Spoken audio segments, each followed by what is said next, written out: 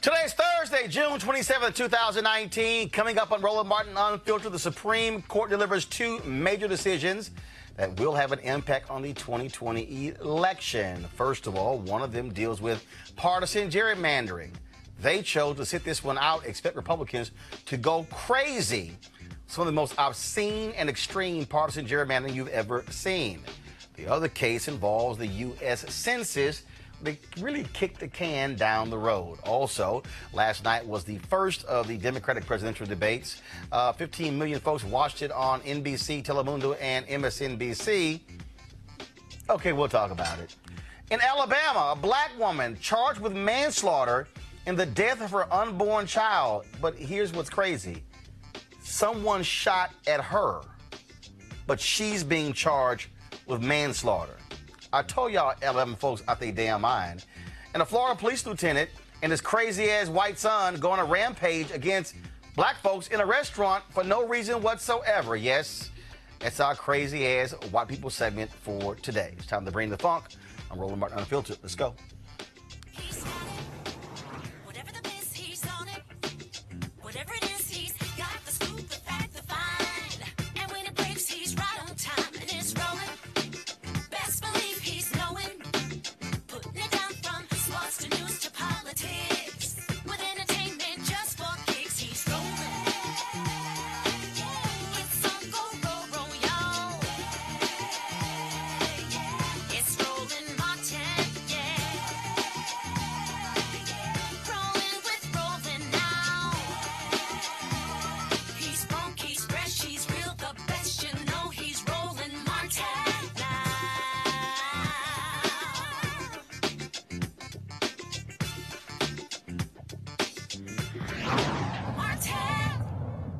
The conservative Supreme Court 5-4 decision today that political partisan gerrymandering cases are outside the purview of federal courts. A major blow for those who try to challenge in court politically drawn district maps that are believed to be unconstitutional. Chief Justice John Roberts wrote in the court's majority opinion that, well, first and foremost, he said, it's really not the court's purview to determine what really is political and what isn't. Really, dude, that's sort of what you came up with. Again, the critical people in that case, Gorsuch, Kavanaugh, two last Supreme Court justices. It was Kennedy, of course, who was there before Kavanaugh, who said he might find a way to rule that partisan gerrymandering, but of course, he's no longer on the court.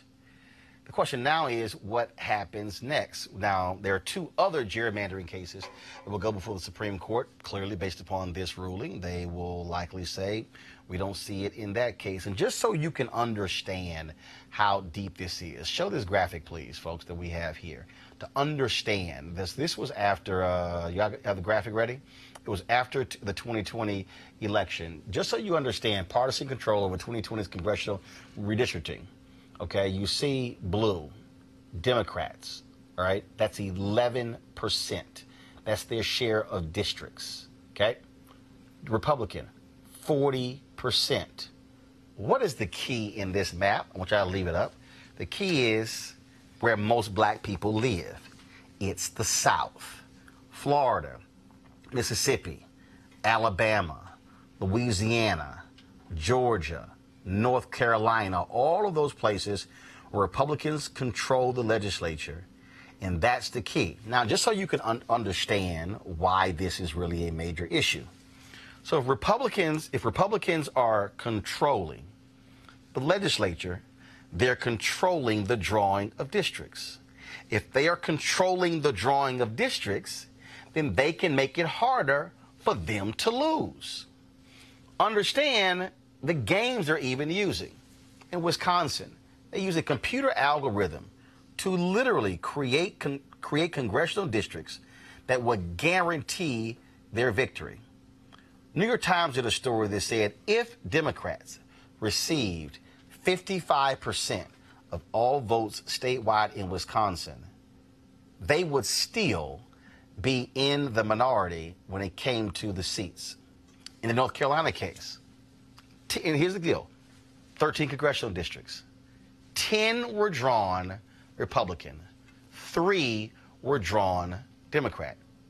One of the Republicans who was asked, how did you arrive at 10 for the Republicans and 3 for the Democrats? He literally said, we couldn't figure out how to give them less than 3. What the Supreme Court has essentially said is if you're in control of the legislature, you can do whatever you want and draw these districts any way you want to draw them. Joining us right now is Ashley Allison, Executive Vice President of Campaigns and Programs for the Leadership Conference Education Fund. And, of course, also our panel here, we have Greg Carr, of course, Department of Afro-American Studies, the Chair of Department of Afro-American Studies, Howard University, and Lauren Victoria Burke, of course, with NNPA. I want to start with you. Also Christian Clark, President and Executive Director, Lawrence Committee for Civil Rights Under Law, who also joins us. Allison, I'll start with you. Ashley, I'm going to start with you, then I'm going to go to Christian. This is what people don't quite understand here. Republicans have always understood, since Brown versus Board of Education, since the various Civil Rights Acts of the 60s, that they have to control the courts. Their anger was due to the court's decisions in the 50s and 60s. Democrats forgot how vital the courts are. By them holding that seat, blocking Obama with Neil Gorsuch, that guaranteed a 5-4 conservative court. Then you bring in Kavanaugh, that solidifies it, younger opinion. That's real. And so for them, this was one of the key cases. They desperately wanted a conservative Supreme Court to affirm or stop federal courts from joining into these or jumping into these gerrymandering cases. Absolutely. And I think your point about Democrats and Republicans and how they approach the court, one of the things that I always find most alarming is when Roy Moore was running for Senate, when people were being asked in Alabama why they wanted to vote for Roy Moore, and they would talk about the Supreme Court. They wanted to make sure they would secure a seat on the Supreme Court, and so they would be willing to elect a pedophile. So when we have a court, and the Trump administration obviously thought that they would win in the court today on the census question also, because the census is directly related to gerrymandering. If you don't have an accurate count of how many people are actually living in this country, which is why they wanted the citizenship question on the questionnaire, to have immigrants and people of color be afraid to fill it out, then when it goes to identifying how many people should be in districts through redistricting, which happens after the census, you lose power. Christian, this is the gerrymandering decision is huge because essentially it allows Republicans to do whatever they want. They can craft whatever districts they want. They can do whatever they want. And now what it does is the only place where you can stop them, basically what the Supreme Court is saying, is the state Supreme Courts. Well, a lot of those are elected, and so therefore, if you've got Republicans who are drawing the lines, who control the statewide, that's the case you have. Luckily, in North Carolina, Democrats now control the state Supreme Court, but the Republican legislature there, they desperately tried to literally strip the state Supreme Court of most of their powers and give it to a lower court where Republicans hold a majority. People need to understand that's how devious they are operating when it comes to the court system. They are trying to rig the system. No doubt. Today's decision is a devastating one for our democracy. And we have to remember that it's not just extreme partisan gerrymandering that's infecting our legislative maps across the country. It's also racial gerrymandering. Lawmakers are routinely looking for ways to dilute the power of the voices of people of color. And on top of all of this, we've got to remember that this will be the first redistricting cycle that's coming up without the full protections of the Voting Rights Act unless Congress acts now. All of this creates a perfect storm, which means that we will have a redistricting cycle in our country at every level, the local level, county level, state and federal level, where we are seeing maps that harm the interests of Black people, Latinos, and other people of color, where they are packing us into districts and rigging the lines in ways that are intended to silence us. So this is an issue that we have to speak up about now. Today's ruling issued by the court is a setback for our democracy. Tomas Lopez, Executive Director of Democracy North Carolina, also joins us. Tomas, how you doing? Good evening. Great to be here. It was Common Cause who actually filed a lawsuit that went all the way up to the Supreme Court. Luckily, in North Carolina, the state Supreme Court has ruled here. But this has a devastating impact for other states across the country. This is really troubling. One of the things that's really disappointing about the decision is that Chief Justice Roberts' majority opinion actually acknowledges that partisan gerrymandering is a really bad thing. They say, I think they use the words that it was incompatible with democratic principles. They cited another opinion to that effect. And yet at the same time, they threw their hands up. And so we do have the states as an option, and that's certainly what we're going to go and pursue. But it's a really powerful statement, in the negative today to get the Supreme Court to say this. Actually, how do folks now respond? Obviously, you have they've given the green light, essentially. Now the only place to stop. So basically what they're saying is, and by this decision, what they're saying is no federal court now can intervene in any partisan gerrymandering. Well, people can respond, one, by voting. I mean, in the 2020 election, voting is going to be the most important thing. And it's not just for president, because the way these the state district lines are being drawn also for state legislatures. So the Republicans made intentional efforts over the last 10 years to flip state after state after state house to make sure that they had control to draw the lines. So people need to get civically engaged by voting. They need to be engaged not just at the top, but all the way to the bottom of the ticket. They also need to be completing their census form. I mean, we are really disappointed that the court kicked the can, or really just said, Justice Kagan read her dissent in the court today because she was so disappointed that the federal court did not feel like they should be playing a role in such an important constitutional matter for our country. Kristen, again, when you look at this ruling, essentially what it says is that you can't now go into federal court and go after partisan gerrymandering. I'm not hearing Kristen, folks. We need people to understand that democracy involves more than showing up at the ballot box on election day. For democracy to work, we need to, as Allison notes, we need to turn out the count in 2020. We need to make sure that all of us are counted so that we have that data to work with when we go into redistricting. Then we need people to turn out for redistricting when it's happening in their communities. At the Lawyers Committee for Civil Rights Under Law, we are working on a program to empower communities to engage in the next round of redistricting. We need folks to turn out. We need them to speak up. We need them to turn up at the meetings and speak out about the ways in which the maps that are being proposed are wrong and unlawful and harm communities of color. But right now we need to understand that our power extends well beyond the ballot box on Election Day. Tomas, the census question also was a critical one. And essentially what the court said is that, well, we need to understand why the administration took the position they took. It's like, really? I'm sorry. You literally have evidence of the guy who helped them do this, who said, we're doing this to keep them from voting. And the court goes, we need some more information. I think one of the feelings that we have today after the census ruling is that while the court didn't do everything we wanted them to do, we are really glad that they didn't go ahead and just say, yes, this is okay. I think a lot of people are reasonably feeling good that this has at least temporarily been put on hold. And I think the thing that it underscores, like Kristen said, is how much we need people to come out for an accurate count next year. We are going to have, over the next couple of years, a real window, a set of pivot points for our democracy. One is the census, the other is the election, and then you have the redistricting cycle that's shaped by both.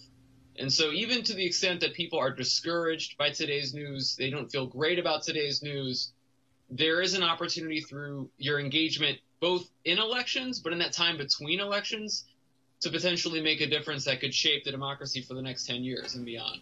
Christian, look, I know the Lawyers Committee for Civil Rights is a nonprofit organization, nonpartisan. But the thing is, when people need to understand, and I would dare say those who do not want to support Republicans need to understand that the right makes the federal bench a major campaign issue. Them blocking Obama appointing 100 judges. Trump is now appointed, 143 judges, nearly all of them white, nearly most of them white males, nearly all of them very young because they want them to be there the next 30, 40, 50, potentially 60 years. And so if you care about and see every issue that people say they care about, criminal justice reform, death penalty cases, climate change, mass incarceration, I can go down the line, every single one of those issues has a judicial piece tied to it. It's true. It's true. He's up to 123 appointments at this stage, and you're exactly right. Most of these judges are white, overwhelmingly male, extremely radical, far outside the mainstream, and and they're keeping their foot on the gas. And McConnell is fully complicit in this scheme. I think that right now there are four things we need to be talking about when it comes to democracy. We need a fair vote. We need to put an end to voter suppression and make sure that every voice can be heard in our elections. 2, we need a fair count in the upcoming decennial census. We need everyone to understand. We need churches to mobilize. We need the barbershops. We need the hair salons, really getting communities of color to understand that they have to raise their hand and be counted in this upcoming census. 3, we need fair maps. We need to make sure that we turn out for this upcoming redistricting cycle and push back when lawmakers try to rig the maps in ways that silence us. And finally, we need fair courts. We need to understand it's not just the Supreme Court, that federal courts are putting in place precedents that shape our lives. These judges are literally making decisions that can be life and death for us when you talk about issues like the death penalty. Unless we speak up and bring pressure to bear, we will not get our democracy back on track. Tomas Lopez, final comment. The big picture here is that our courts are critical, but enduring change relies on people, and it relies on people taking part in the political process, and all of us working to ensure that the process in which they're taking part, and that their participation is actually meaningful. Ashley, final comment. Don't be disappeared. Be counted in the census. Go vote. Make your voice heard. It's all connected. Don't let Trump win. Ashley, Tomas, Kristen, we appreciate it. Thanks a lot. Thank you. We come back. We'll talk about this with our panel next, right here, Roland Martin Unfiltered. Back in a moment. You want to check out Roland Martin Unfiltered? YouTube.com/Roland S. Martin. And subscribe to our YouTube channel. There's only one daily digital show out here that keeps it black and keep it real. It's Roland Martin Unfiltered. See that name right there? Roland Martin Unfiltered. Like, share, and subscribe to our YouTube channel. That's youtube.com/Roland S. Martin. And don't forget to turn on your notifications so when we go live, you'll know it. If you want to support Roland Martin Unfiltered, be sure to join our Bring the Funk fan club. Every dollar that you give to us supports our daily digital show. There's only one daily digital show out here that keeps it black and keep it real. It's Roland Martin Unfiltered. Support the Roland Martin Unfiltered daily digital show by going to RolandMartinUnfiltered.com. Our goal is to get 20,000 of our fans contributing $50 each for the whole year. You can make this possible. RolandMartinUnfiltered.com. All right, folks, our Unfiltered panel, Quadrico's Driscoll, adjunct professor at the George Washington University, Lauren Victoria Burke, NNPA, Dr. Greg Carr, chair, Department of Afro-American Studies, Howard University. Greg, here's what's interesting. So I'm sitting here, I'm looking in YouTube, and I'm looking at our message board, and I got all these people here going, see, this court decision is why we need H.R. 40, why we need reparations. Okay, to all y'all who keep saying that, let me try my best to explain to you why you don't understand a damn thing about civics. Whatever, if Congress even went there, is going to get challenged, which means it's going to go through the court system. Which means that if the court system is filled with another 100 or 200 Trump appointees, you do know what that means, what their positions are likely going to be.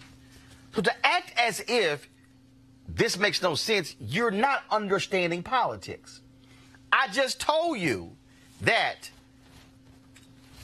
the Supreme Court has said that the federal courts have no role in determining partisan gerrymandering. Okay, oh foolish ones. What that means is, if you want to now deal with partisan gerrymandering, you must now deal with state Supreme Courts. So, when you say H.R. 40, what the hell does the H.R. stand for, Lauren? House Resolution. Do you know what the House is? The U.S. House. The U.S. House. So that means if you want reparations in Georgia and you want to deal with gerrymandering, Congress has nothing to do with it. Your Georgia Supreme Court is the only one now that could rule partisan gerrymandering as being unconstitutional. That's right. As being illegal. That's right. Against the state constitution. That's right. If you're in North Carolina or Mississippi or Alabama or Tennessee or Georgia, if you're in North Carolina, if you're in South Carolina, if you're in Florida, if you're in Texas, if you're in Arkansas, the federal courts are no longer the place to go to deal with gerrymandering. That's right. So I need y'all who want to just keep throwing out H.R. 40, reparations, to understand that if you don't have individuals in the legal system, on the bench, who might affirm that, you're not going to get it. It all goes together. And that is what is just nuts to me, Greg. While we got these, in the words of my man Denzel in American Gangster, okay, and I'm going to say it, is these Simple Simon motherfuckers. Simple Simon. Who don't understand basic civics and how H.R. 40 ain't got jack to do with what happens in your state. That's right. When it comes down to gerrymandering. No, sir. Well, they don't teach civics in the high schools anymore, brother. So, you know, they're not alone. They're not alone. Our people suffer for a lack of knowledge. Every time I cringe when I hear any of our brethren or sister and talk about our democracy. We've never had a democracy. I'm encouraged by today's rulings, quite frankly. John Roberts, who has always been a joke of sorts, is trying desperately to hold on to the threadbare legitimacy of the federal bench in the Supreme Court. That's why he postponed the census question until they have an issue that is justicable. Because, see, what they didn't have before them today was the right case. Exactly. And that case is now going to work its way through the courts. Right. The census issue involved Title III standing. I think about the Title III briefs of Amari Obadelli from the Republic of New Africa. He and his brother, Gaidi Obadelli, that talked about the fact that African people in this country were never asked whether or not we wanted to be citizens or not between the 13th and 14th Amendment. It may seem a little out there, but what you're speaking to, Roland, is something that Minister Farrakhan addressed on Saturday night. We were all together at the National Coalition of Blacks for Reparations in America, the NCOBRA conference in Detroit. And he said, you know, they stole an election from the sister in Georgia. And they stole one from the brother in Florida, of course, talking about Stacey Abrams, talking about Andrew Gillum. But he said, we can control some of these states. And if we control some of these states, we've got enough great lawyers who can be judges in these states. And so when you're talking about what essentially Samuel Alito lost his mind because he couldn't figure out a way to get at the Pennsylvania Supreme Court when they knocked that precisely out, you know, but because the states are not the federal government. I'm encouraged today for this reason. When Charlie Houston and Constance Baker Motley and Thurgood Marshall and them fought against these racists in the 1930s, 40s, 50s, and 60s, which laid the foundation for that great civil rights legislation that Jeff Sessions and Bill Barr and all these open white supremacists like this racist Mitch McConnell have bristled at trying to roll back. When I hear our friends say, you know, this is an attack on our democracy and was a blow against our democracy, I kind of laugh inside.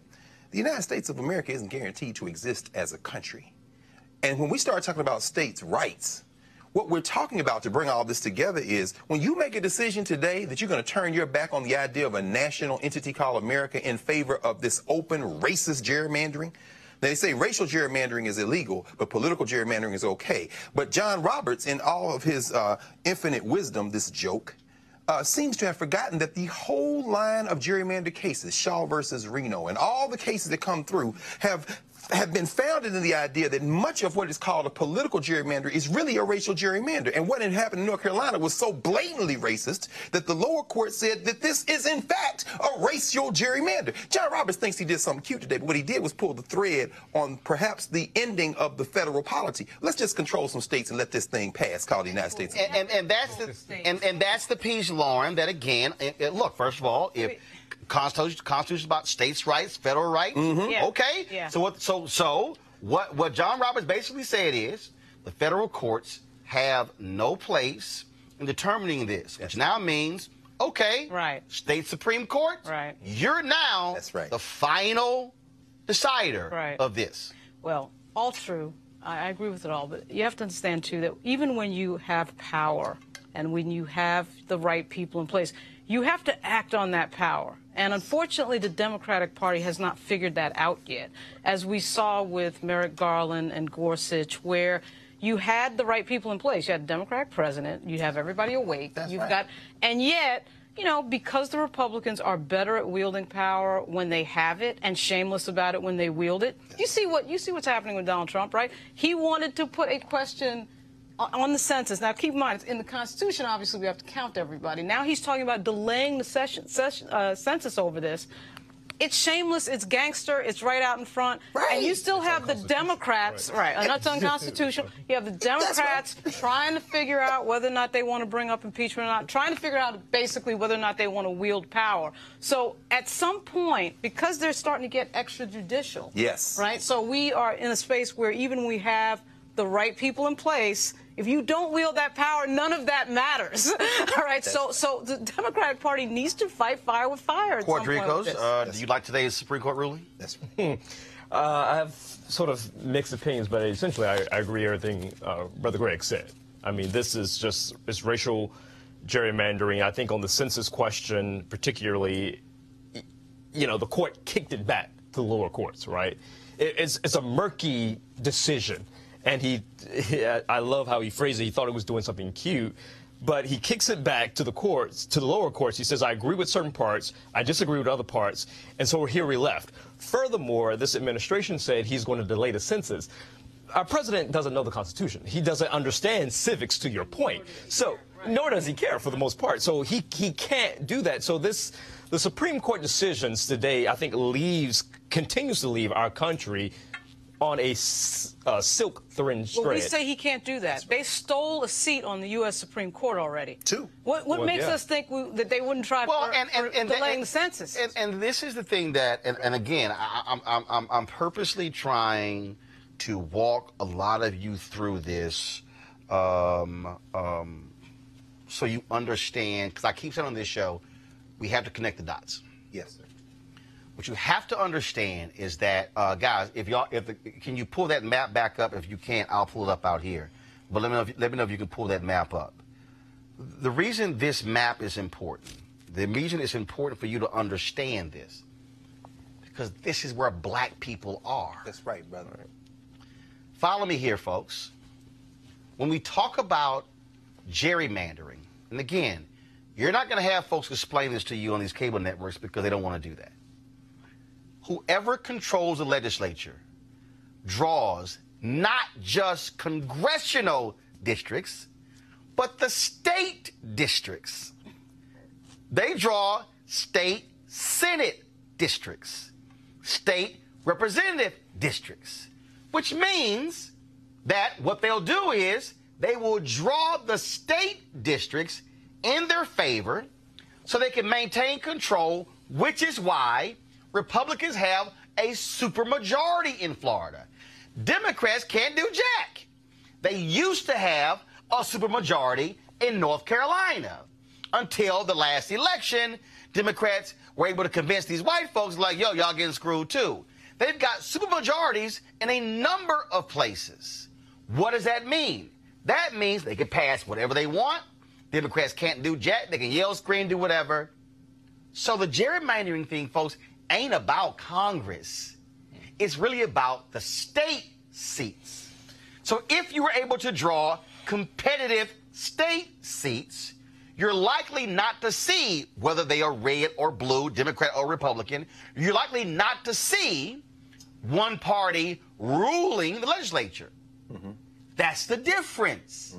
And so this is critically important for people to understand that for all you simple Simons who sit your asses at home, who don't vote, but bitch about issues, if you don't vote for your state rep, and you don't vote for your state senator, those are the people who are drawing the districts, not the members of Congress. The state representative and the state senator is drawing the very district, the member of Congress. The member of Congress has no power whatsoever in the drawing of their own congressional district. That's right. Right, and which is why it's particularly dangerous that we have a political party that's entertaining Russia infiltrating our elections and having no problem with that, and starting to now get into the business of being okay with election interference on that micro level. And we don't even know about the details in Florida because they won't tell us. But also, again, for you simple Simon-ass people who really get on my nerves when it comes to this stuff, what you have to understand is not just even a question of who is now drawing the districts. It now then goes to what Republicans are doing. And again, if you can be a Republican, that's fine with me. But prove to me I'm wrong when in Michigan, the voters put it on the ballot. A state amendment, a ballot initiative for there to be an independent commission to draw the districts, and Republicans say, we're going to ignore that. Right. Right. Well, because they Driscoll Ray, we're going to ignore it. I think we're going to ignore it. You keep referring to the simple Simons, right? Fundamentally, this issue of states' rights goes back to the very founding of our country, right? When we think about civil rights, when we think about the Civil War, all the way up to the Dixiecrats, right? It's always been this control of the states, right? Because they wanted to control slavery. They wanted slavery. Right. And to this day, they still want to control us. Right, so we have to be very clear on what they're doing. This is a issue. This is historical. This has been since the beginning of time, right? So it's really history is just repeating itself, and it looks differently. And to your point is that we have to be educated enough, and Democrats have to be equally sly and political about gaining control and focusing on the Supreme Court and the court system. Yeah, because It's a great, but I got to go, Greg, in the thing you made a great point about in terms of, from the beginning, federal rights and states' rights. Right. This is also why, again, y'all want to, if you support reparations, that's fine. But here's what you need to also be understanding, Greg, and let's speak to this. When you talk about that whole states' rights piece, that very issue goes specifically to slavery. What that was about was we are not going to let the federal folks tell us what to do. Right. All right. Now, let's go forward. All right. Dred Scott decision, that was Supreme Court. Absolutely. You go forward to the Civil Rights Act of 1875, the Supreme Court, 8-1 decision, invalidates that. That's right. But then says, y'all who ain't read a damn thing, Supreme Court literally said Congress does not have the power to end segregation. Right. That's right. Right. Because they said it was a state right. That's right. Now we go through 92 years of Jim Crow. States can do whatever the hell they want to do when it comes to education, when it comes to busing, when it comes to everything. How does it get dismantled? Lawsuits, federal court, black folks go, no. If Trailways goes from Georgia into Florida, interstate commerce. Right. Then it changes. Right. Then conservatives say, damn, now they got us. And if y'all understand the system, it was because of Brown v. Board of Education. First of all, there were two, Brown 1 and Brown 2. Because of those Civil Rights Act, when you had the creation of all of these right-wing think tanks. Oh, absolutely. Yeah. And the creation, Greg, was solely to how do we ensure the courts never do this again? Absolutely. Well, Roland, you've just laid out the roadmap for how we beat this. We've got to be smart. And to be smart, we have to study. This isn't about hashtags or social media or disruptive technology or making the right movie or hitting the heartstrings. You see, there's never been a United States of America. Anybody who says that there has been, I know you got a digital platform now. Let's just lay it out for hour upon hour. I dare anybody to show me where there has been. What there's been is a settler state that has extended itself over a continent. And slavery was a compromise made between those areas in that settler state that didn't need it, that didn't need it directly, and those that did. That's where the Electoral College came from. Dred Scott was never completely overturned in the legal sense because Roger Taney created a notion of national and state-based identity. He says a citizen is a citizen of the state they're in and of the United States, as if there's something different. That's how he was able to create basically a federal blackness. But the Brown decision really turns on foreign policy. America couldn't keep doing what it was doing to black people as it was attempting to go out there and colonize the world in the wake of World War II. So what you have is a certain arbitrariness in federal court decisions. That's why dissents are important. Just like they talked about Justice Harlan's dissent in Plessy in the Brown case, the dissents that we see today, the one that Kagan read from the bench, for example, if the politics changes, that will become the majority, that will become law. And that's why we have to understand that we're looking at the legal universe, the American legal universe, as if it's mathematics. It's not math. This is politics. So you can't follow it from 1787 when they ratified the federal constitution to 2019 like these things make sense. They don't make sense. This is a racial gerrymander that they had the votes to overturn, so they decided to do it. But don't try to make this make sense in the wake of what has happened before. You just keep participating, and when you bang on them enough, you will be able to reverse this. But quit acting like you live in a country where they give a damn. Mitch McConnell's a white supremacist, and Russians and anybody else that will get him to his goal, he'll take it. Well, first of all, the Russians are also white supremacists. No question. And here's the piece here, Lauren. When you talk about fighting, now, and I'm reading some of y'all comments. Y'all like, oh, Roland's trying to get us to vote Democrat. No, I'm trying to get you to vote common damn sense. When did you say that? Please, Roland. Right. I'm trying to get you to vote issue. This is very simple. This is real simple for me. This is real simple. If I support civil rights and Professor Driscoll don't support civil rights, I don't give a damn what the letter is. Yes. I support civil rights. Yes. So I'm going to ask the question. Yes. Do you support civil rights? Right. Yes. Right. If the person says no, I ain't voting for your ass. This ain't hard. Now, if there happen to be more Democrats who support civil rights and more Republicans who don't support civil rights, who the hell you think I'm going to vote for? Bro, the one support civil rights. Let me make this point because you today with this immigration bill that just passed the Senate. Who did we see that voted no against that bill when it first came on the floor in the House? It was Ocasio-Cortez, it was Ayanna Pressley, it was Ilhan Omar, and it was Rashida Tlaib. Now, they are Democrats, but what they said is you can't just give money to Donald Trump. He's not going to spend it for the children. You got to take these D's and R's off. What is your interest? And look, the Democrats, Lauren, passed an election bill today. Yes. 184 people voted against it. How many of those were Republican? Yeah. All of them? Right. Only one Republican. Come on. Out of Florida, whose district the Russians access voted for paper ballots. Right. Now again, I'm going to say this again for you simple Simon motherfuckers. Because I'm tired of this. Unfiltered. I'm tired of y'all. I'm tired of y'all with this silly ass, who ain't done this with an agenda. Let me explain it again because y'all are clueless. Donald Trump put on the federal bench for life a white woman who is 35 years old. From Georgia. She graduated law school 11 years ago. That woman has a federal appointment for life.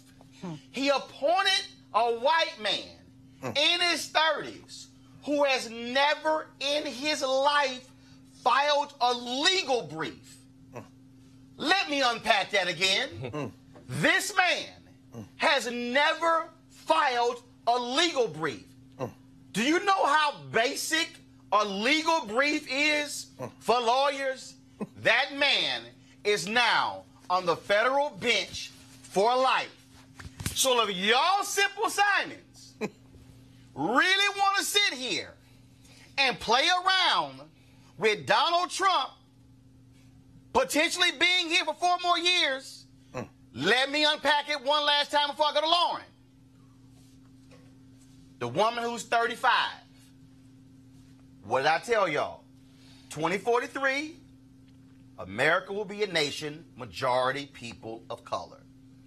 Did I tell y'all that? Okay. That's 24 years from now. Do the math. She's 35. Plus 24, that means she'll be 59. Let me help y'all further.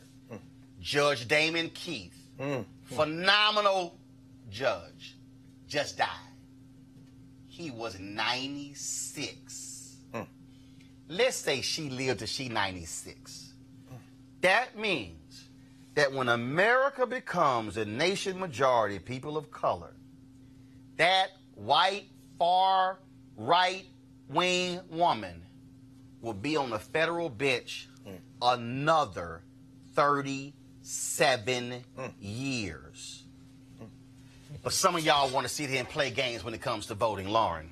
Yeah, well, the Republicans, again, on this version of the Republican Party understands what Very good point. what power and control And is. this is by design. Yeah, and they're willing to do anything to control the game, and they're going to massively resist. I mean, when you see an administration be in contempt of Congress and tell their people not to talk to anybody with no shame, they're now crossing over into Ignore subpoena. Right. I mean, like, the law doesn't mean anything. Ignore subpoena. We don't care. Once we arrive at the tipping point where they start to realize that they're outnumbered, and you saw, this entire presidency with Donald Trump has been about race. I mean, he said it before he even entered office, and now he's trying to implement policy to marginalize the largest minority group in the country. I am just and again, Greg, people need to understand.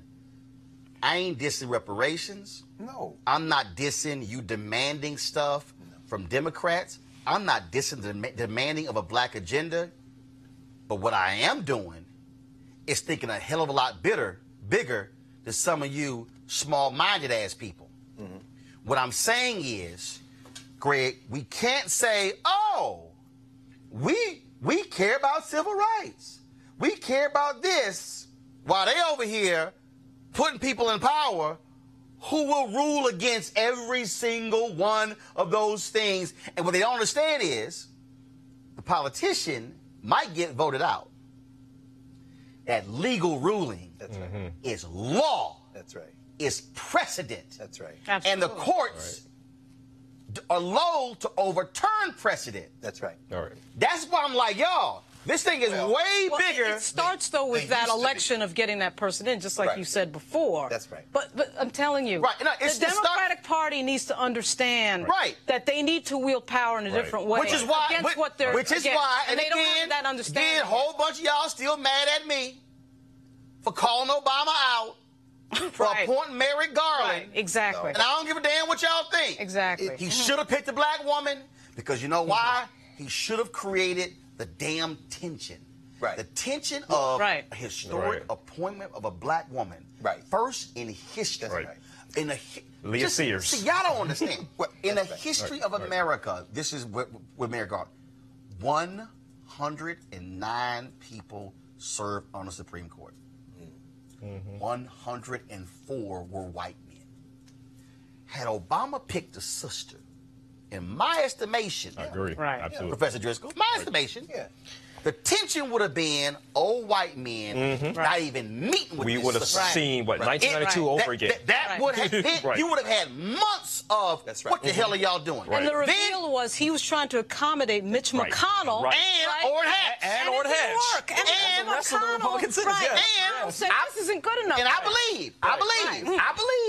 believe I believe it would have further pissed off sisters. Sure. Right. It would have pissed off black men. Right. It would have pissed off women. Yep. And you would have had Brown people. this energy. contention. Right. Like, Yes. how y'all not even going to interview the first black woman appointed? Right. I believe that would have played a huge role in November. It was his last term. And God sent you manna from heaven. Right. When the Lord, and I'm invoking the Lord, the Lord said, President Obama, Paul Ryan's sister-in-law, come on, is a black woman. All right. Who you already appointed to the federal bench. right. Yo, do you understand how perfect Right. the sister-in-law to the Republican Speaker of the House could have been appointed to the Supreme Court, and he would have had to go, do I say my sister-in-law, who's already a federal judge, shouldn't get a meeting? It was it. No, he picked the old white guy. Go ahead. I'm sorry. Because Barack Obama believes in America. Didn't want to play hardball. But that's not his character. Exactly. You see, and that's one of the reasons why I am encouraged about this political time. Well, I'm saying that, you know, since there has never really been an American concept, these Negroes who think that somehow they can appeal to somebody's conscience or sense of national interest. And Barack Obama, it wasn't his character. It's not his temperament. He can't ball his fist up. And so he did what his temperament led him to believe he should do. And he didn't miscalculate on who Mitch McConnell and them were. He's willing to risk it all, which in this case includes us as hostages in his worldview. Right. But let's be very clear about this, because a lot of people talking about reparations. Now, I'm glad we're talking about it, but they don't understand the history of reparations. They don't even understand the political strategies of reparations. One of the reasons why the 5-state articulation was made by Mario Deli, the Republic of New African People's Organization, was that reparations isn't about asking somebody for anything. Reparations is about, out of a position of strength, making a demand. Now, once you have political control over some states, Mississippi, Alabama, almost majority people of African descent now in Mississippi. If you seize political control, and mind you, these are Gulf Coast states. They got ports in Mobile, New Orleans. Once you do that, reparations becomes feasible in part because the federal government gonna have to make a decision. Do you want these people to exercise control over their lives locally? And let me just say this very quickly. As long as Alabama, I know the story, you know this sister who got shot and then her baby died, they're going to charge her. Alabama wants to be a Jim Crow state? Yes. Y'all stop playing football for the University of Alabama. There you go. Watch how fast they start changing these There you laws. go. We have to now become... There are other SEC schools to go to. That is exactly right. We have to now be smart. And Barack Obama, God bless him, as brilliant as he was, as his terms of his capability, his lack of courage, and yes, the man did not have a lack of courage. Man had a lack of courage. His lack of courage cost black people in this country. So we have to hold him to account for what he did. That was just not only a missed opportunity, but that opportunity is going to come back around again. And we got to stop acting like, oh, this was a tragedy. Stop all that victim language and seize political control of your life. Y'all, this is about power. Hold on 1 second. This is about power. Last night, of course, the first 10 Democrats had their debate. And here's a roundup of what they talked about last night. I'm with Bernie on Medicare for All, and let me tell you why. I spent a big chunk of my life studying why families go broke. And one of the #1 reasons is the cost of health care, medical bills. And that's not just for people who don't have insurance. It's for people who have insurance. Look at the business model of an insurance company. It's to bring in as many dollars as they can in premiums and to pay out as few dollars as possible for your health care. That leaves families with rising premiums, rising co-pays, and fighting with insurance companies to try to get the health care that their doctors say that they and their children need. Medicare for All solves that problem. And I understand. There are a lot of politicians who say, oh, it's just not possible, we just can't do it, have a lot of political reasons for this. What they're really telling you is they just won't fight for it. Well, health care is a basic human right, and I will fight for basic human rights. I'm going to use 20 of my seconds just to say there's one thing we don't all agree with when it comes to guns, and I think it's common sense, and over 70% of Americans agree with me. If you need a license to drive a car, you should need a license to buy and own a firearm. And not everybody in this field agrees with that, but in states like Connecticut that did that, they saw 40% drops in gun violence and 15% drops in suicides. We need to start having bold agendas on guns. When it comes to the Supreme Court, very clearly, I agree with my friend, Secretary Castro, we are going to get to 50 votes in the Senate. This is a team sport. Whoever is our nominee needs to campaign in places like South Carolina because we can elect Jamie Harrison. They need to campaign in places like Iowa because we can win a Senate seat there. This is about getting us back to having 50 votes in the Senate and more so that we can not only balance the Supreme Court, but start to pass an aggressive agenda that, frankly, isn't so aggressive because most of America agrees with the policy objectives of our party. Vamos a tratar cada persona con el respeto y dignidad que merecen como humanos. We would not turn back Valeria and her father, Oscar. We would accept them into this country and follow our own asylum laws. We would not build walls. We would not put kids in cages. In fact, we would spare no expense to reunite the families that have been separated already. And we would not criminally prosecute any family who is fleeing violence and persecution. We would make sure... Secretary, let him finish, and I will give you... But let him finish, please. Yes. We would not detain any family fleeing violence, in fact, fleeing the deadliest countries on the face of the planet today. We would implement a family case management program so they could be cared for in the community at a fraction of the cost. And then we would rewrite our immigration laws in our own image. Free dreamers forever from any fear of deportation by making them U.S. citizens here in this country. Invest in solutions in Central America work. Okay, I can't play no more of that. I can't play no more of that. Oh, and here's why. I just want y'all to understand something, okay? I know. Look, my staff, I appreciate y'all. They put together a nice 5.5-minute roundup. That's too damn long, okay? It's going to be a debate tonight. Hell, it's going to be another debate in 2 weeks. Then they're going to have a debate every single month between now and, I think, April, okay? So let me also, just so y'all understand, I put this tweet out, and this is, and again, look, I know 15 million people saw the debate last night. I appreciate that. I understand. But I need to show y'all this because you need to understand how this stuff must stay in perspective in terms of what's going on. I'm looking for, it was a tweet, and here it is, okay? Go to my iPad, please. This was a tweet that was sent out by this, and it says, polling at this point in the GOP race in 2015. Jeb Bush, 22%, Scott Walker, 17%, Marco Rubio, 14%, Ben Carson is 11%, Mike Huckabee, 9%, Rand Paul, 7%, Rick Perry, 5%, Ted Cruz, 4%, Chris Christie, 4%, Carly Fiorina, 2%, Donald Trump, 1%. Do y'all understand? What I'm trying to explain to you is a whole lot of stuff is going to change. I could pull up polling numbers from 2007 at this point showing Barack Obama down 25-plus points to Hillary Clinton. I'm just letting y'all know, right? A lot's going to change between now and January. Most of these folks are going to be dropping out, okay? People down there, 1%. De Blasio, he ain't going to be there. Delaney, he ain't going to be there. Swalwell, he ain't going to be there. All the people going to be gone. Just letting y'all know that, okay? Look, and it's some nice people, but they ain't going to make it. So we ain't about to spend a whole lot of time going over one debate when it's going to be 18 more between now and January. But, Lauren, I want to go to you. This is the thing that what I did see last night, which I think has to continue, because I think this is where the Democrat electorate is. You have to also understand the animal you're running against. This ain't time for love. In the words, in fact, Erica Alexander, I'm going to pull it up. I'm just going to play it for y'all, because I remember y'all played it before. She broke down where we are. Democrats have to assume a fighting posture. Yeah. All this bullshit of Joe Biden, oh no, I'll be able to work with them once Trump gone. No. This is called when we take over. That's right. Yeah. We about to take over. This means that if we take control of the Senate, y'all ain't. We about to run a train. It's gonna be a speed train. I thought you were gonna read that.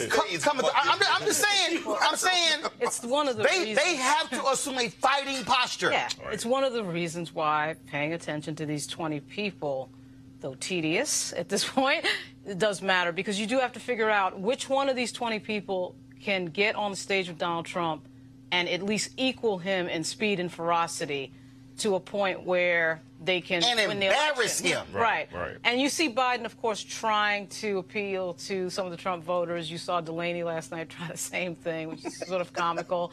And of course, Ryan from Ohio. And to me, I'm just looking at the people who I think can take on Donald Trump, which actually ends up being Warren and de Blasio and people who can get out there and really match him. Because if Trump stays in that White House another 4 years, we got a huge, huge problem. Because first of all, he's going to be, y'all think this unfiltered. Greg, I want to go to you, and I'm going to go to Professor Driscoll. Here's the piece, Dr. Carr, that I think is critically important when you talk about fighting.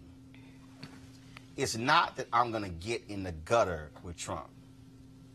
But what it is I'm going to stand on the edge of that gutter and kick your ass in the head. No question. I ain't going to get down there. See, I think other Democrats go, I don't even just want to go. No, I want to, I'm like, all that. When they go low, look, I know Michelle Obama said when they go low, we go high. No, hell no. No. Right. When you in a fight. Right. And if there's a tire iron sitting right here, you don't go, well, no, we should punch with our hands. No. I want to knock your ass out. Absolutely. I'm going to grab a tire iron, a 2x4. I'm going to grab a pipe, anything to end this fight.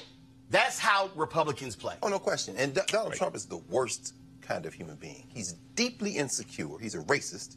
He's a sexist, which is why an Elizabeth Warren just gets under his skin in a visceral way. Right. Now, and what she did by leading out yesterday, although she kind of faded in hour 2 when she didn't jump in it as much, her opening statement almost folded in just about every note you want to hear. The non-white populations, the attacking the corporations.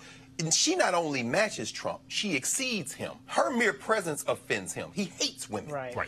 And when she opens her mouth, she's a college professor. So unlike Bernie Sanders, who I think also kind of rankles him, but Elizabeth Warren, he has no answer for Elizabeth Warren. A Warren Booker ticket, for example. I think he couldn't beat Warren Booker. That's just I think Warren Harris. Professor you saw how Jeff Sessions was pissed with Harris. He was like, good point, black woman, ass on my ass. I mean, it goes back to your earlier point, right? Fundamentally, I think going up against a woman of color, that's true, it would irritate Trump to no end. It's true. And I think Senator Harris could not only hold her own, she's articulate, she's smart, she knows the issues, she was a prosecutor, right? So she can obviously appeal to that middle America because she has maybe some issues in her background that she might have to clear a bit. I'm not sold on Kamala Harris. But I do fundamentally think that she could go up against Trump, and because that's what he's going to need.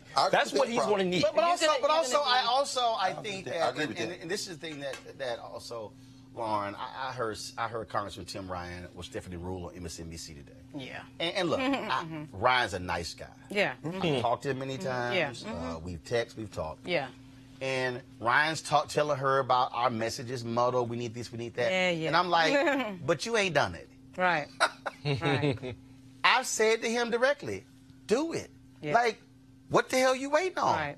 Do it. Right. And it's like, no, this whole deal, and I'm going, no. I think also what this thing requires, and I've said this directly to Senator Bernie Sanders, and Warren's doing it. Right.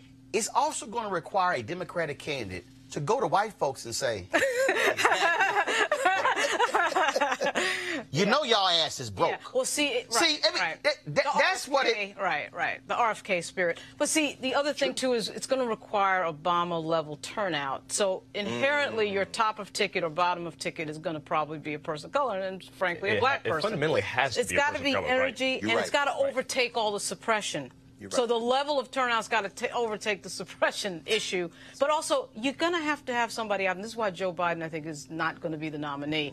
You have got to have somebody who is fearless, who is smart, and who is fast out there, and who is willing to get, I frankly think, in the gutter with Donald Trump. Yes. I mean, I'm not saying you. That's what I'm saying. I ain't got it. Okay. What I'm saying is, if this the gutter, I'm saying, if this is the gutter, I ain't getting down there. I'm gonna stomp. I'm gonna do. I ain't getting down there, but I'm gonna.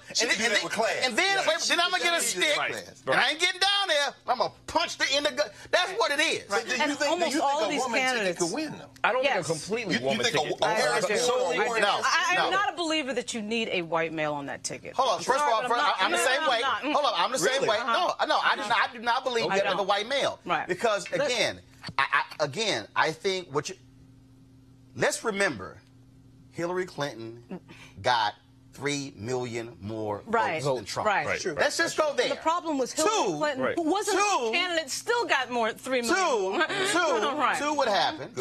Good point. Is that Robbie Mook ran a shitty campaign. Exactly.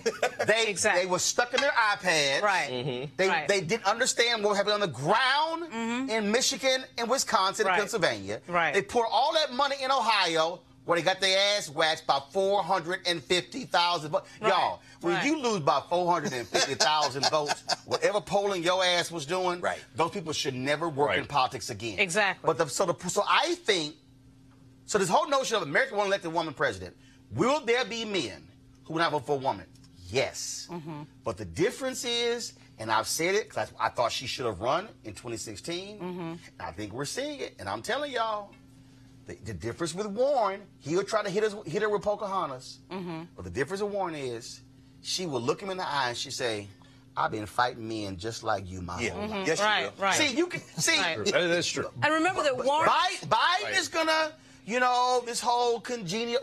Biden is going to sell, I'm a white guy, and so I should go up against this other white guy, and I should appeal to Trump voters. He's going to sell that. But the problem is, of course, if you remember, Bernie Sanders was polling over Trump.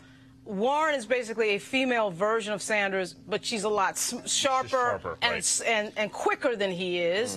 And I think, frankly, a little bit more of I think she's more incisive in her attacks and in her way of just sort of presenting during a debate. That I think Trump is going to have a problem with him. So here's the deal. Smart, So tonight, we'll see what happens tonight. Of course, you're going to have Biden on stage, Sanders on stage, Senator Kamala Harris on stage. You're going to have Williamson and Yang on stage. All different people like that. Right. But again, I just think where folks are now, this is really, and some of y'all, I'm seeing these comments. Y'all need to understand. I ain't playing. Y'all need to understand. We ain't playing games here. This is not about the next 3 or 4 years. That's right. Yeah. Y'all need to understand. Take some time. Literally. I need y'all to understand why I use Trump Lives Matter, why I use We Tried to Tell You the hashtag, why I hold this man in contempt, why you do not hear me ever refer to him as president or Mr. because he does not deserve those titles because he has no respect. I'm trying to get y'all to understand that what we are dealing with literally, is the future of the country. Yep. Right. What we're dealing with ain't the next 4 years. No. It's literally the next 25 to 50. I will be 74 in the year 2043. Inshallah. You make it. Black men ain't guaranteed. I'm just letting y'all know. Right now, my dad is 72. Come on. I'll be 73. Do you actually think I want to see an America that's now a majority of people of color and the Republicans have locked in power for the next century? Again, this ain't about Republican, Democrat. This is about issues.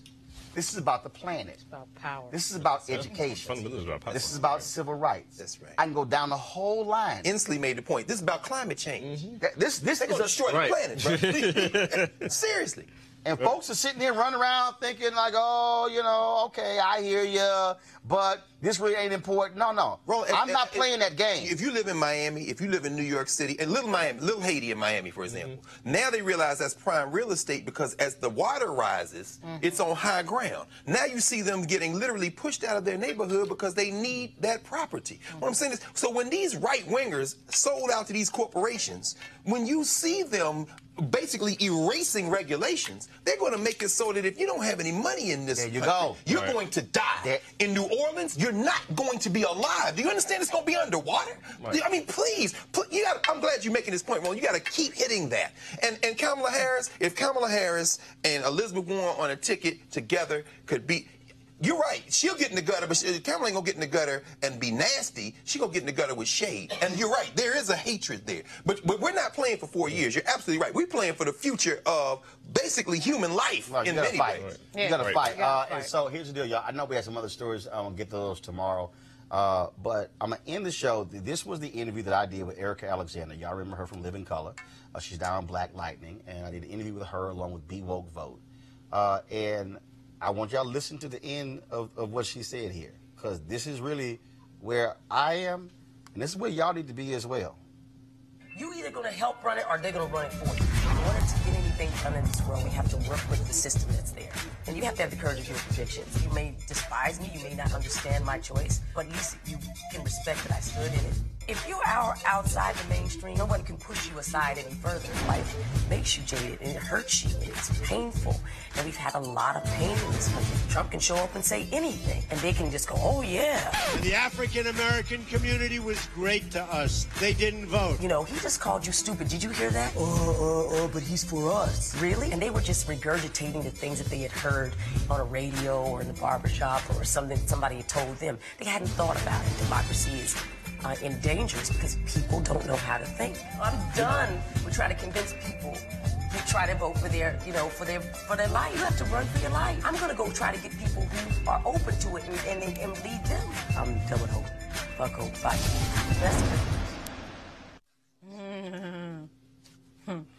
That's it. That's it. Now look. Now let me go here. So I know some of y'all probably say, damn, Roland, I ain't never heard you cuss this much. This actually happened. A number of years ago, Nightline, Ice-T was on Nightline with Ted Koppel and Dr. Alvin Toussaint. And so they sit on the show and they're talking about lyrics and stuff like that. And so Ted Koppel goes, Ice-T, what is it about, the language? And Ice-T says, Ted, y'all understand, if I could get this clip. Matter of fact, I'm gonna send an email to somebody at ABC. I need to get just this clip. Ice-T said, Ted, you need to understand something. He said, black people cuss for emphasis. He said, for instance, white people will say, Johnny, put down that knife. Black people, Johnny, put down that goddamn knife. He said, it creates a whole different tone. Ted Koppel goes, Dr. Toussaint, your thoughts on what Ice-T had to say? Alvin Toussaint, Harvard professor, all degrees, goes, well, Ted, Ice-T has a point. So sometimes when you hear Erica say, fuck hope, come on, fight. Come on. That's 3 words. There it is, brother. That 3 words right there sums it all up. Yeah. I'm just saying. All right, y'all. We'll watch the debate tonight. It'll be about 30 more of them, so we'll see what happens tonight. Here's the deal, y'all. Ain't no other place. No. There's no other place that's going to have the kind of realness with this conversation we had today. So this is what I need y'all to do. And I'm just going to be straight up. We cannot do this without you. Okay? We cannot survive on advertising alone. We need you to become members of our Bring the Funk fan club. Your support makes this possible.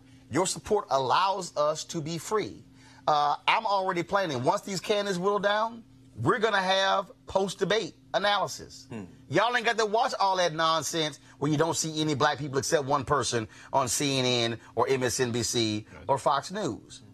But see, here's the piece. We can't do none of that if this don't exist. We have to create it. And so what I want, if 20,000, just break it down, if 20,000 of our followers, that's it, 20,000 contributed $50 each for the whole year. Shows paid for a whole year. Staff, cameras, everybody, our travel, all paid for a whole year. That's why we need you. Now, a lot of y'all been freeloading. Y'all be like, oh, I love the show. But I'm trying to tell y'all right now. And here's a piece here. This ain't TV One, where Alfred Liggins made a decision to cancel it. This ain't CNN, where they chose not to give me my own show in 2009. This is not MSNBC, where even the folks who got black shows over there won't invite me on. Come on now. So there's no person who can cancel this show but me. The only way this show gets canceled if we simply don't have the dollars to make the show possible. And so we need your support. We need you to go to RolandMartinUnfiltered.com, join our fan club. And again, every single one of you can make this possible. And yeah, 20,000. We got about 2,500 folks members of our fan club. Literally, another 18,500. Come on. Yo, we literally don't have to raise another advertising dollar. That means that we don't have to have, not a single company has to sponsor us, and this show will be paid for, and we will do 235 to 240 one-hour shows. That's every day. We'll take off for the last 2 weeks of the year, and we're in business. And so we want you. I know you got to go with for emphasis. Just tonight, there's nobody's gonna cover the Supreme Court like you did. The connections you have, the people who are on Skype, you had your brother coming from North Carolina. There's nowhere showing that. 20,000 people, that's nothing, man. Let's just get this done. I mean, I'm a contributor. I need to go and contribute, and some more. I mean, an annual contributor, meaning that comes in every year. Let's do this. This is not that hard. And they're gonna cry if it disappears. Because this is the most crucial time for this now. Absolutely. Right. And so, folks, go to RolandMartinUnfiltered.com, join our Bring the Funk fan club, and we certainly appreciate it. And, of course, don't forget, you also get your code, discounts to books on the website. And then we'll soon have my pocket squares or other items on the site as well, items for sale. So all of that right here, RolandMartinUnfiltered.com. All right? Make it happen. Folks, I got to go. I'll see y'all tomorrow. Holla!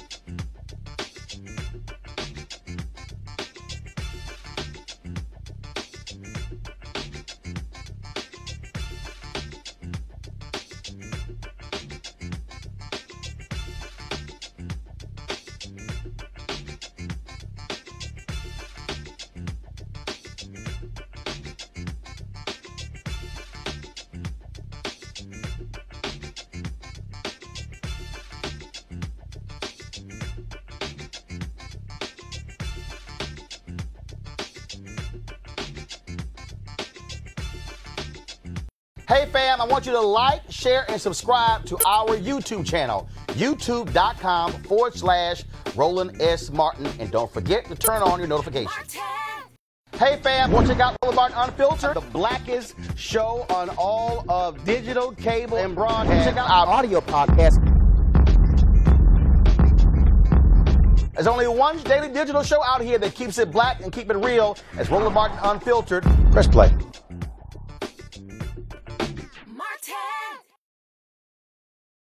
Hey everybody, this is Sherry Shepherd. You're watching Roland Martin Unfiltered, and while he's doing Unfiltered, I'm practicing the wobble. Yes, I am. Because Roland Martin's the one, he will do it backwards, he will do it on the side. He messes everybody up when he gets into the wobble, because he doesn't know how to do it, so he does it backwards. And it just messes me up every single time. So I'm working on it. I got it. You got Roland Martin. Hi, my name is LaToya Luckett, and you're watching Roland Martin Unfiltered. What's going on, everybody? It's your boy Mac Wiles, and you are watching Roland Martin Unfiltered. What's up, y'all? It's Ryan Destiny, and you're watching Roland Martin Unfiltered. What up, Lana Well, and you are watching Roland Martin Unfiltered.